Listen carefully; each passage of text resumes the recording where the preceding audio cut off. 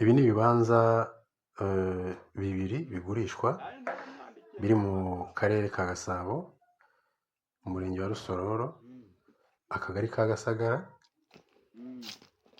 muri site ya Gasagara. Ni site yemewe na leta, irimo ibibanza bikase n'imihanda irimo. Bino bibanza byombi uko ari bibiri biri haruguru y'umuhanda.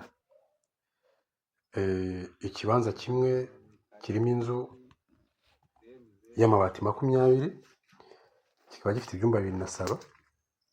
Ni inzu ikomeye ndetse irimo superisoro hasi, ubona ko yubatswe hatagamijwe kugurishwa.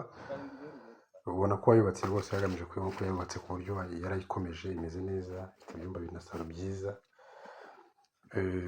Kandi ikibanza cyayo kikaba gifite ubuso bwa 327, ariko ubwemewe ubwa nyiri ubutaka wakubaka mugakoresha uko ushaka ni 325. Iki kiragurishwa miliyoni 8. Hanyuma ikibanza cya kabiri nacyo rwose kiri haruguru y'umuhanda, kiri muri iyi site. Kikaba gifite ubuso, cyo kiri cyonyine nta nzu irimo, gifite ubuso bwa 306. Kikaba kigurishwa miliyoni 5. Ahangaha ni ahantu heza, ni site rwose ikasemo imihanda itunganyije, kandi hepfo y'iyo site hateganyijwe kuzacamo kaburimbo. Urebye no muri system wabibona.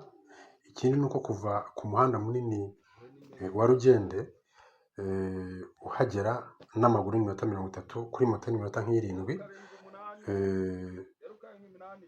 Akaba rero ari mu mujyi muri make, ni hafi ya Kabuga, ku buryo wiguriye bino bibanza nta gihombo ufite.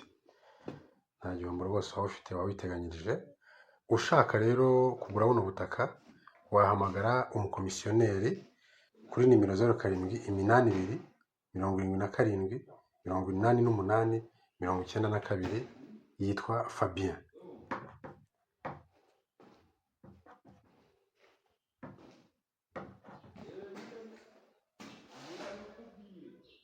Ni karibu.